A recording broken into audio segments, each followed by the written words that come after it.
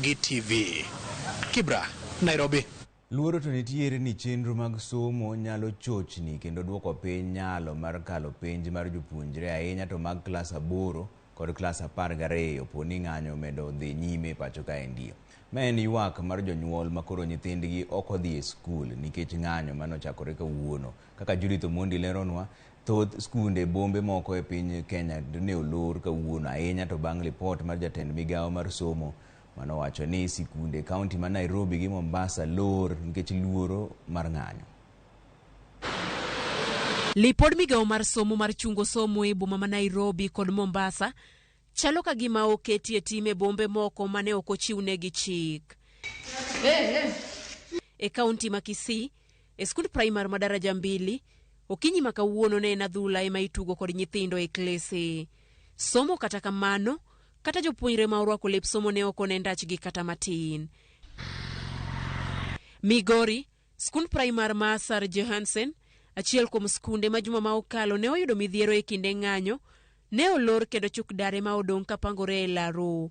Jono mino koni ne gin kod luoro mar yiene jopuonjre bedo e skul kaluwore gi liet mane onenore juma ma okalo. Walimwambia wanafunzi wasikuje leo kwa maana ya shauri ya maandamano. Hata polisi wanapiga tear gas karibu na shule, kwa mlango ya shule hapo. Juice, tear gas ilipita juice. E kaunti ma Nairobi, kwa e skul achiel nyaka e moro, mag piny owacho nyaka e mag ji giwegi, gede ne olor ka moko mane wadonjo e igi, to kombe ne ng'iyore kod kuonde ndiko. E skund primar ma Kihumbuini, kama ne mahao jopuonjre 50 oringgo e ute thieth juma ma okalo nikech iro malungo wang' mane odir kuro, itgi ne olirore.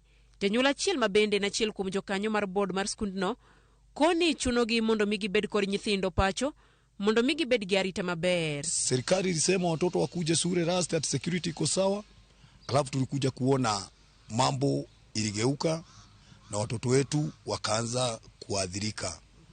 So far hatukufurahia. That is why tulinotify wazazi mtoto wake, kila mtoto asijaribu kukanyanga kwa shule. Rudens Musheru koni poni ng'anyo dhi nyime kuom ndalo adek kaka opange kod kweth mar Azimio la Umoja. Somo nyalo bedo kod ng'ikruok ahinya to ne jopuonjre ma klas 8 ma owinjo tim penj maduong' giko higani. Okwayo piny owacho mondo tim winjruok ewi kaka inyalo duok nengo mar ngima piny mondo mi kwe obedie. Atufurahi kosea watoto wetu watarusi. Na hii ndio 8 ya mwisho na hatujui watafanya aje.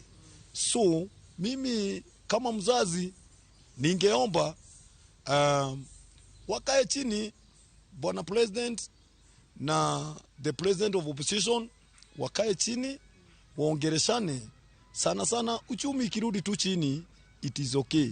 Piny owacho nyolando ni skunde primar kod sekondar ma jopuonjre dhie to dok pacho kata day schools e kaunti ma Nairobi kod Mombasa olor kaluwore gi ng'anyo. E ote manyo ogol gi jatend migawo mar arita kwe Kithure Kindiki kaachiel kod jatend migawo mar somo Ezekiel Mashogu, oyango ni nitie maling'ling' ma giyudo manyiso ni nitie jong'anyo machano rocho kwe alwora mar sikunde kaunti za ariyogo. Sirikal oyango ni gibiro lando odiechieng' dok e skul kendo kaluwore gi kaka ng'anyo go dhi nyime. Judith Omondi, Ramogi TV.